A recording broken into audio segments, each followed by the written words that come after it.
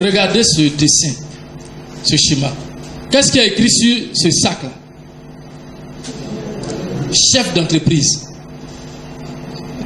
Mais d'après vous, il est chef d'entreprise ou il n'est pas chef d'entreprise? Il est chef d'entreprise. Ça veut dire que c'est pas cet accoutrement-là qui dit qu'on est chef d'entreprise. Ça, c'est pas ça.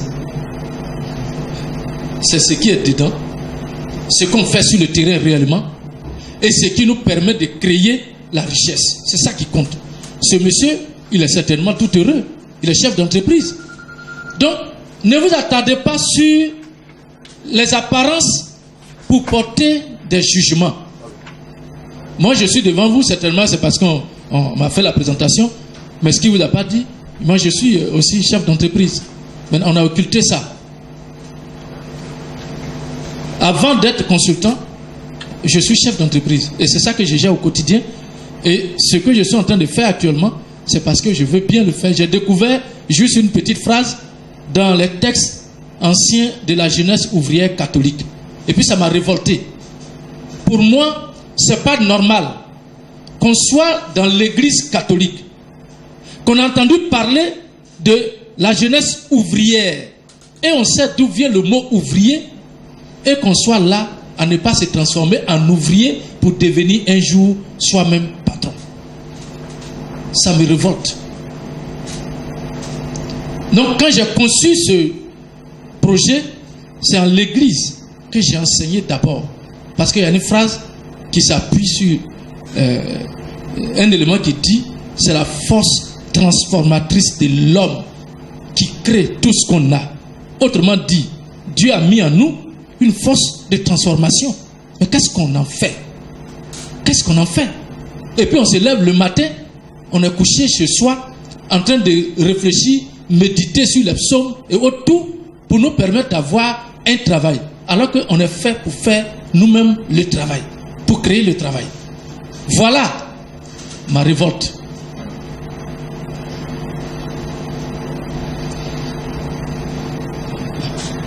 Alors, les entrepreneurs présentent une grande diversité en matière d'âge, de revenus et de race.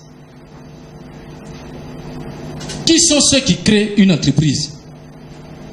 Souvent, tu entends cette personne dire non, c'est par rapport à leur culture, c'est pas vrai.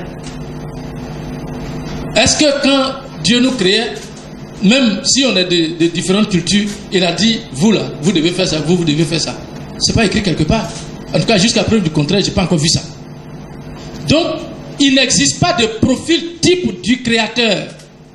Il n'y a pas d'âge pour se lancer dans cette aventure et ni le niveau de revenus, ni le sexe, ni l'origine ethnique ne sont des facteurs explicatifs. Rien de tout ça n'explique ça. Les niveaux d'éducation et les types d'expérience des créateurs sont divers.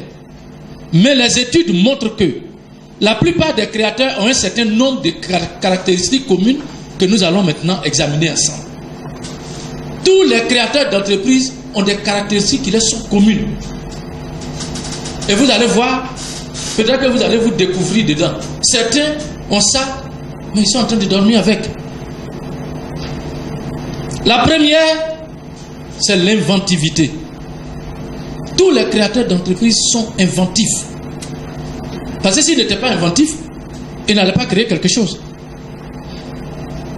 Que cela signifie? C'est l'aptitude à mettre au point de nouveaux produits, services ou façons de mener des activités.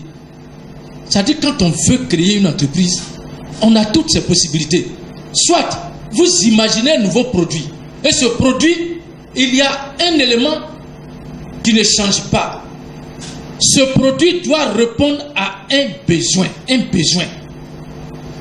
que ce produit répond à un besoin, qu'il existe des gens qui sont prêts à l'utiliser effectivement, vous devez pouvoir vous orienter dans ce sens-là. C'est la capacité à innover et à améliorer les choses, l'aptitude à apprendre en permanence et à remettre sans cesse en question ce qui s'est fait en sortant des sentiers battus.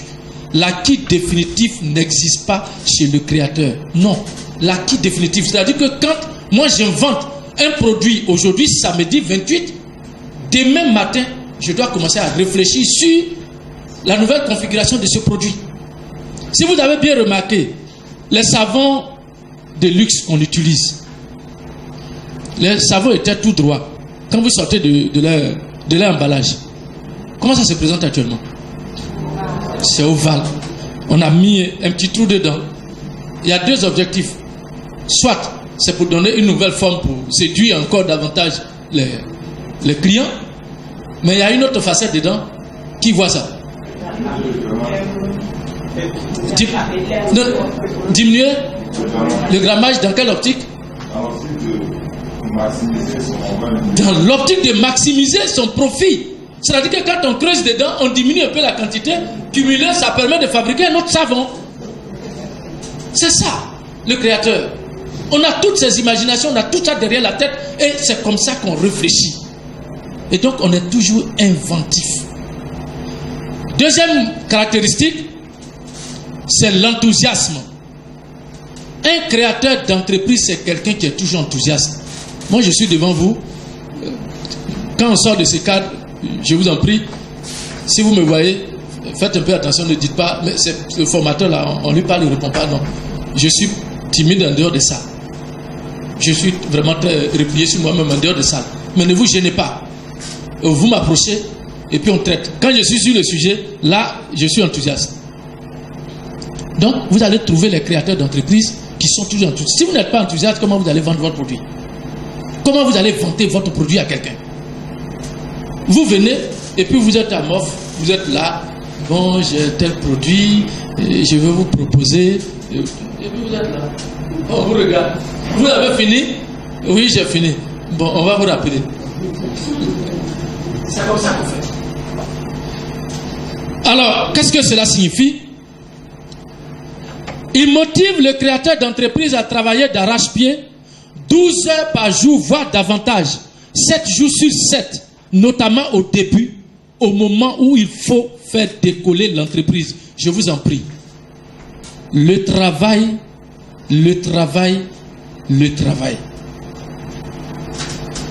Il arrive des moments où, moi, vous allez me croiser à Djamé, vous allez voir quelqu'un qui a des rouleaux de tissu à l'épaule. C'est moi. C'est pas quelqu'un d'autre, c'est moi. Vous ne vous trompez pas. Parce qu'il faut travailler.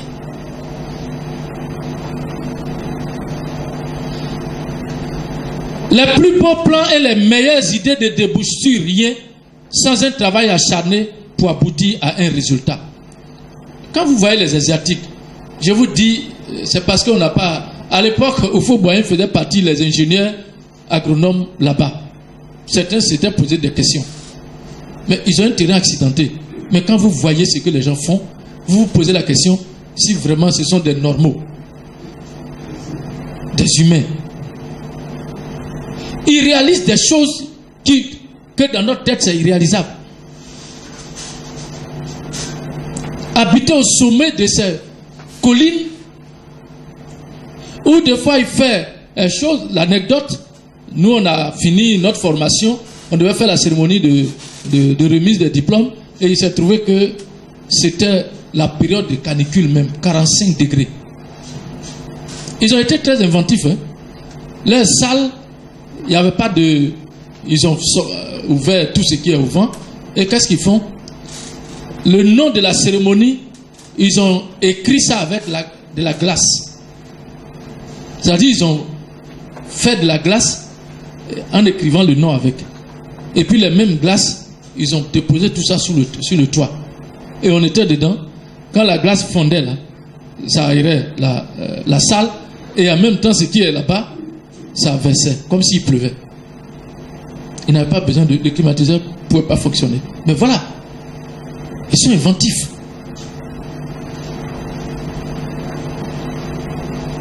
Ensuite, troisième caractéristique, la détermination. Vous voyez ces joueurs de rugby, quand vous les voyez jouer, vous vous posez la question, mais est-ce qu'ils ne sont pas fous? Moi, je me suis toujours dit que c'est le jeu que je ne peux pas faire. Mais l'entrepreneur, le créateur d'entreprise, c'est quelqu'un qui est déterminé. j'ai pris un peu mon cas. En 2002, après 17 ans d'activité, tout est parti. Mais je suis arrivé, le problème de diplôme, c'était pas ça ma préoccupation. J'ai déposé et suis allé sur chantier. Je me suis fait payer 2000 francs. 2000 francs par jour. Et puis j'ai recommencé. J'ai dépensé un peu. J'ai gardé un peu par devers moi. Et puis au fur et à mesure, à cause de mon attitude, je me suis fait connaître et puis on m'a mis pour gérer les chantiers progressivement. Et chaque fois que j'ai gagné un peu d'argent, j'ai commencé à payer une à une des machines. En fait, je suis dans la confection professionnelle. Aujourd'hui, j'ai au moins, en pleine activité, j'ai au moins 22 ouvriers. Voici mon chef d'atelier qui est assis derrière vous. Et à côté de lui, il est avec son adjoint. Et je les forme à tout. Ils sont là. Ils se forment aussi. Parce que je ne veux pas qu'ils soient rattachés à ma personne totalement. Si demain ils disent qu'ils sont bons pour créer leur entreprise, je vais les aider à partir. La détermination, c'est l'intense désir de parvenir à l'objectif fixé. Elle inclut la persévérance et la capacité à rebondir d'une épreuve. Et comme on le dit, le vrai leader, parce que quand vous créez une entreprise, vous devenez leader. Parce que vous êtes beaucoup et vous vous êtes dégagé pour créer. Vous êtes un leader. Et le leader, c'est celui qui sait se relever de là où il est tombé. 2002 nous a tous fait tomber. Il fallait se battre pour se relever. Parce que le plus important se trouve dans votre tête. Et au sortir de cette formation, je vous en prie, faites ce qu'on appelle la pensée constructive. Je dis bien pensée constructive. Toutes vos pensées doivent être tournées vers quelque chose que je vais bâtir. Et non d'aller dans la négation. Je veux dire, ayez ce qu'on appelle l'attitude mentale positive dans tout ce que vous voulez faire. Et lorsque vous avez cette attitude mentale positive, ça vous permet de réfléchir sur des objectifs précis. Et quand vous avez des objectifs, ça vous pousse à l'évolution. Vous avez la volonté donc d'évoluer. Et quand vous avez cette volonté d'évoluer, ça vous permet automatiquement d'avoir ce qu'on appelle l'autodiscipline. Quand vous avez l'autodiscipline, vous devenez maître de votre situation. Et puis vous témoignez tout simplement votre foi. Vous allez partir. La détermination pousse le créateur d'entreprise à passer le 10e coup de téléphone après 9 autres qui n'ont rien donné. Soyez persévérants. Parce que voici comment on cherche les marchés. Moi, ça fait 3 ans que j'ai démarché une entreprise. C'est en 2017 que j'ai pu avoir mon premier marché avec eux. Parce que chaque année, je suis toujours en train de les appeler. Jusqu'à ce que je tombe sur un nouveau qui est arrivé au poste qui m'a dit, mais vous dites que vous avez déposé une demande d'agrément ici. Je dis oui. Il dit, bon, venez. On est parti. Il a dit, mais bon, ok, il n'y a pas de problème. On va vous essayer. Mais j'ai commencé à avoir mon marché. Et je suis devenu le plus gros fournisseur. Mais pourtant, ça fait 3 ans que j'ai déposé la lettre d'agrément. La demande d'agrément. Il faut toujours appeler. Parce qu'il y a certains qui sont au bout du fil, qui sont en train de vous tester. Tester votre endurance. Parce qu'il y a ce qu'on appelle pouvoir travailler sous pression. Si vous insistez, ça veut dire qu'avec vous, on peut faire affaire. Donc, ne raccrochez pas pour dire non, celui-là il fait malin, il ne veut pas me donner malin. Non, c'est pas ça. Le monde des affaires n'aime pas ces petits mots, il fait malin, il fait ceci, c'est pas ça. On cherche toujours à être ami de l'autre dans un esprit toujours constructif. Attitude mentale positive. La motivation de l'authentique créateur d'entreprise n'est pas l'argent, mais la réussite. L'argent n'étant qu'une récompense. Je l'ai dit tantôt. C'est tout entrepreneur, lorsque vous avez l'appétit pour l'argent, vous ne pouvez pas réussir. Vous ne pouvez pas réussir. Quand on vous dépose, je prends le cas de ceux qui sont dans le bâtiment. C'est tellement dangereux, c'est un domaine dangereux. J'ai écrit un petit document dessus. D'abord, comment on vole les entrepreneurs sur chantier. Et comment le chef de chantier, là, comment il le fait, toutes les techniques là. Vous avez un marché de 200 millions. Et puis, c'est la première fois, on vous accorde ce marché. Et vous êtes là, on vous appelle, et puis on vous dit, avant 70 millions. Votre compte en banque, là, il n'y a jamais eu...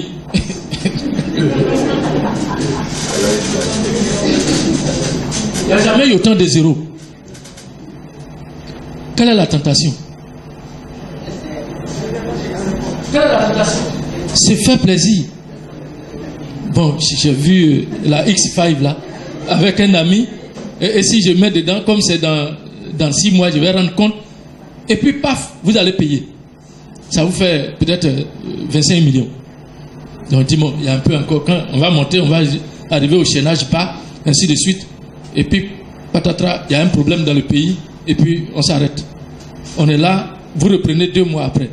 Quand vous arrivez là-bas, il faut recommencer à zéro tout ce qu'on a fait. Puisque on n'a plus travaillé sur le chantier. Il faut reprendre les choses. Vous reprenez maintenant, il faut investir de l'argent dedans. Puisque vous ne pouvez pas aller voir le commanditaire. Vous mettez près de 10 millions à reprendre les choses. Ça veut dire que vous venez de faire la première perte de 10 millions. En plus des 25 millions que vous avez déjà pris. Au bout de 6 mois, les gens viennent faire un contrôle. Au lieu d'être au rang, peut-être à 5 rangs des briques, vous êtes encore au chaînage bas. On vous dit, mais faites, il faut qu'on puisse faire le prochain décaissement.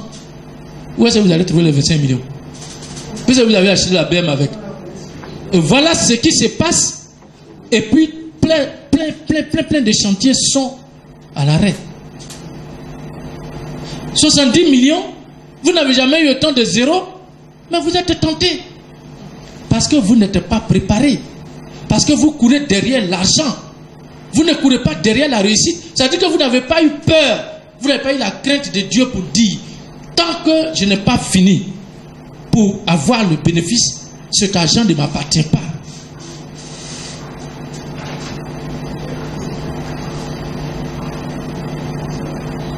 La caractéristique suivante, c'est l'adaptabilité. Oui. Et c'est à ce niveau que j'interpelle toujours la jeunesse. Il faut reformater votre manière de voir les choses. Il n'y a plus d'emploi qu'on offre comme ça. Même l'État n'offre plus suffisamment d'emplois. Quand vous avez 240 postes à occuper pour 80 000 qui vont concourir, si on prend les 240, il reste encore combien? Il y a plus de 70 000 encore qui sont là-bas. Ça veut dire, c'est quand on va pouvoir utiliser ça, alors que chaque année, on ne fait qu'augmenter. Non, pour vous dire qu'il faut vous adapter. Il faut vous adapter. Et pour ceux qui sont déjà en activité, c'est la capacité à réagir rapidement à des changements des besoins du marché. Si vous avez une activité que vous voyez que souvent les gens viennent demander autre chose que ce que vous êtes en train de faire, il faut voir comment vous pouvez adapter votre manière de faire aux besoins du marché. Elle permet d'être attentif aux réalités sans lâcher son rêve. Vous avez un rêve, c'est d'aboutir. Mais en même temps, il faut que vous puissiez vous adapter à la réalité. On prend cet exemple. On raconte l'histoire du créateur d'une boutique de luxe qui ne vendait que des pâtisseries françaises. Or, certains clients souhaitent acheter aussi des muffins. Les muffins, ce sont des petits pains. Des fois, c'est crémeux, il y a du lait dedans, ou bien c'est fruité. Alors, qu'est-ce qu'il fait? Plutôt que de perdre ces clients-là, il enrichit sa gamme de produits pour répondre à leurs besoins. C'est comme ça qu'on doit réagir. C'est comme ça qu'on doit réagir en tant que créateur d'entreprise. Il faut être capable de vous adapter. Ne renoncez pas, parce que le rêve, lui, reste. C'est d'être créateur d'entreprise, c'est d'être entrepreneur. Et donc, quand vous avez une idée d'entreprise, on soumet cette idée d'entreprise avec un certain nombre de mécanismes qui sont détaillés dans la deuxième phase du projet. Mais il y a trois réponses lorsque vous soumettez votre idée d'entreprise. Vous avez une idée d'entreprise, vous testez le marché, Et quand vous testez le marché, vous avez 3 réponses. La première réponse, les gens rejettent le produit. Ça dit ça ne leur dit rien. Si ça ne leur dit rien, donc ça veut dire que ça ne sert à rien de bâtir une entreprise sur ça. Deuxièmement, les clients potentiels vous disent « Ah mais votre produit il est bon, mais si c'est de couleur rouge, on préfère ça. » Ou bien si c'est de couleur bleue. Ça veut dire que vous devez modifier légèrement le produit pour l'adapter aux besoins de la clientèle future. Et puis, troisième chose, les clients applaudissent des 2 mains votre création. En ce moment, vous y allez à 100%. Voici les 3 facettes d'une idée d'entreprise. La caractéristique suivante, c'est l'autorité personnelle. On a vu, pour ceux qui sont un peu déjà en activité, il y a beaucoup de choses qu'il faut éviter. Même si l'entreprise, vous êtes 2, vous êtes 3, il faut établir des règles de fonctionnement pour que celui qui est avec vous sache le respecter. Il faut respecter ces règles. Établissez les règles. Voici comment nos employés font. Vous venez habituellement à 8h le matin. Et puis, lui, vous surveille. Il s'arrange pour venir à 8h moins 5. Vous commencez à venir à 8h30. Et puis, lui, il commence à venir à 8h25. Vous commencez à venir à 9h. Et puis, il commence à venir à 8h45. Entre-temps, depuis 7h, les clients ne font qu'appeler. Vous perdez de la clientèle. Donc, il faut établir les règles pour dire, celui qui travaille avec vous, vous êtes le créateur. Vous êtes le premier démarcheur, le premier directeur commercial, directeur marketing, directeur des ressources humaines de votre entreprise parce que vous n'êtes que 2 ou 3. Vous ne pouvez pas déléguer ces fonctions-là. Donc, le matin, quand vous levez, vous avez la stratégie de votre entreprise en main, vous allez en clientèle. Donc, l'employé, vous devez lui établir des règles pour ne pas qu'il se permette de s'absenter pour tuer votre œuvre. Alors, on dit tout simplement, c'est la capacité à créer des règles et à fixer des buts. C'est la capacité à faire agir les autres en veillant au respect des règles et à l'atteinte des buts. Alors ici, il y a un danger. Comment nos autorités sont détériorées ou affectées dans les petites entreprises. Son gars a embauché sa belle-sœur. Son gars est avec son petit frère de même père, même mère. Son gars est avec son fils. Mais quand sa belle-mère vient en retard, sa belle-sœur plutôt, il fait quoi? Elle bafouille son autorité. Il ne peut pas parler. Sa petite sœur, même chose. Il va parler, sa maman va dire, mais pourquoi tu persécutes ta petite sœur? Cher futur chef d'entreprise, ou les chefs d'entreprise, n'ayez aucune pitié. Aucune pitié. Pour ça, on n'a qu'à vous traiter de méchant. Répondez oui, je suis méchant. Mais quand j'aurai le bénéfice, je pourrai en partager avec vous. Il vaut mieux que ce soit ainsi. Parce que quand vous investissez votre capital humain vous-même, tous vos efforts, vous mettez votre capital financier. Le jour où vous allez perdre, voici ce qu'on dit. Lui n'a pas dit qu'il ne travaille pas chez quelqu'un. Il voulait créer son entreprise, voilà. Moi, j'ai fait l'objet. Quand je suis parti en partant de la banque, pour aller commencer par un petit atelier de confection, j'ai des cadres de chez moi qui sont allés voir mon père, un pauvre paysan, pour lui dire qu'on dirait que votre fils est en train de devenir fou. Et mon père était insuffisant cardiaque. J'étais obligé, il m'a fait convoquer. Je suis allé le voir. La question qu'il m'a posée, il m'a dit tout simplement, on m'a dit que tu es malade, que tu es parti de la banque. Je lui ai dit, je ne suis pas malade. Il dit, mais pourquoi tu es parti? Il a dit, non, je veux créer mes propres activités. Alors pour l'histoire, en fait, je n'ai jamais voulu travailler pour quelqu'un. J'ai créé ma première société avec mes bourses de vacances en finissant mes études à l'INSEE de Yamoussoukro. Et au même moment, la banque m'a appelé et j'ai dit, bon, comme les créateurs d'entreprises manipulent beaucoup d'argent, je vais aller voir comment on manipule l'argent. Et j'ai confié mon entreprise à quelqu'un. La semaine qui a suivi, j'avais décaissé près de 540 000. Il a disparu avec mon argent. Ce que je faisais, je peux vous dire, peut-être que certaines personnes peuvent l'exploiter, comme on est en train de construire beaucoup d'hôtels actuellement. Ce que je faisais avant, il y avait le marché du plateau qui était encore là. Et donc, je suis passé dans les hôtels. J'ai démarché tout ce qui est fruits et légumes. Les tomates, haricots verts fins, tout ce qui venait du Burkina. Et comme il y a le train qui venait, qu'est-ce que je fais? Je prends mes commandes. Quand ça arrive, je prends les cartons, je vais déposer directement dans les hôtels que j'avais déjà démarchés. Je n'avais pas de magasin. Et le reste, j'ai négocié. Il y avait une chambre froide au marché du plateau. Je partais mettre là-bas et puis le lendemain matin, je donnais aux femmes qui vendaient sur les étals. Parce que comment je faisais mon affaire. Aujourd'hui, je sais que beaucoup de femmes, vous pouvez exploiter ça. Parce qu'on construit, il y a beaucoup d'hôtels qui se construisent. Si vous menez une bonne étude de marché, je vous assure que si vous proposez de livrer des produits frais, vous allez pouvoir trouver des points de chute. Et je vous dis bien, c'est déjà exploité par les Chinois. Si vous ne savez pas. Tous les matins, à 5 h du matin, ils ont des véhicules, on s'en va, tout le monde va s'attrouper sur leurs camions, ils sont en train de livrer tout ça. On est là, on les regarde.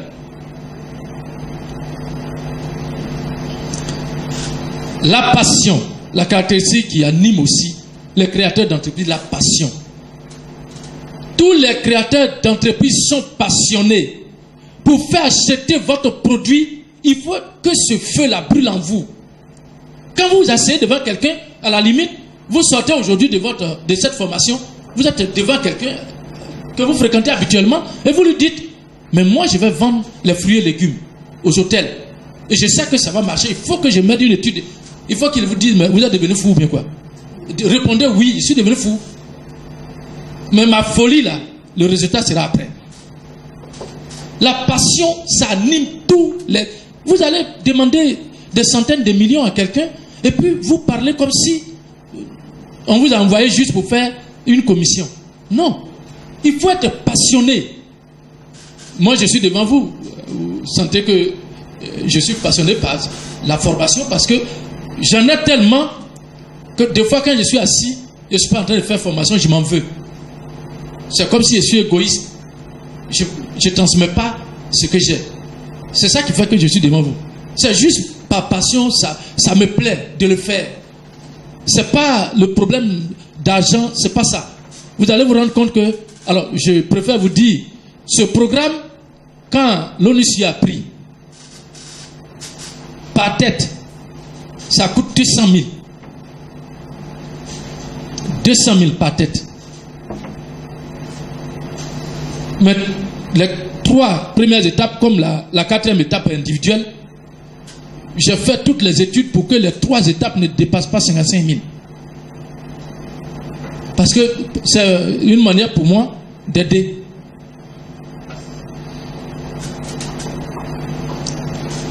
La passion, elle met en mouvement le créateur d'entreprise et le maintient sur la voie qu'il s'est tracée. Elle lui donne la capacité de convaincre les autres à adhérer à son projet. Quand on a un projet, il faut être passionné pour amener l'autre à adhérer à ce projet. Si vous n'êtes pas passionné, ça ne peut pas passer. Ça ne peut pas passer.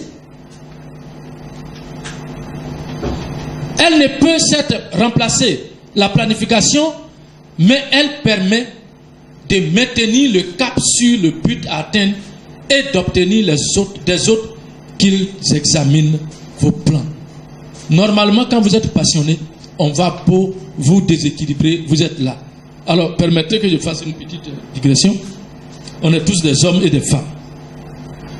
Regardez l'énergie qu'on dépense pour dire à nos parents, moi c'est de cette fille-là je veux, ou bien c'est de ce garçon-là je veux. Regardez cette énergie-là. Mais pourquoi on ne peut pas dégager cette énergie pour une idée d'entreprise? Pourquoi? Vous allez beau parler. Même le jeune homme en question, il va trouver les astuces pour atterrir dans la cour de la fille. Mais ce sont les mêmes astuces qu'on demande d'utiliser pour créer des entreprises. Puisque vous avez cette capacité de trouver des détours pour régler des problèmes.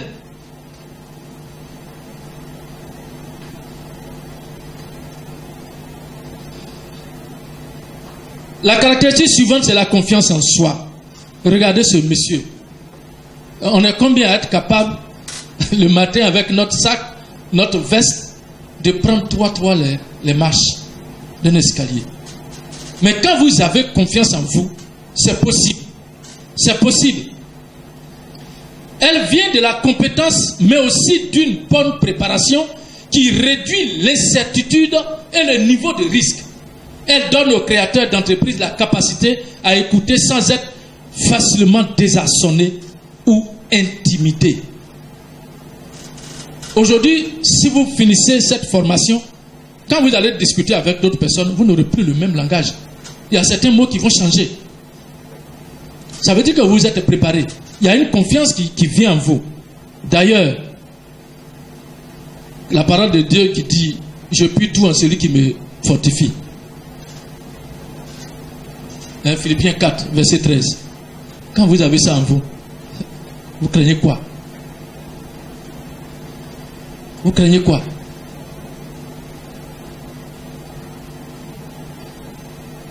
La dernière caractéristique que nous avons retenue, c'est la jugeote. La jugeote, comme on le dit, elle est faite de bon sens ainsi que de savoir et d'expérience acquis dans le secteur d'activité ou dans une entreprise similaire. C'est une question de bon sens. Vous avez peut-être parcouru, vous avez rencontré des groupes, vous avez discuté, vous avez fait beaucoup de choses et vous pouvez être, tout à l'heure, on va finir la formation au moment où on va sortir. Au lieu que certaines personnes viennent me saluer, elles vont quitter pour aller saluer la dame qui est là.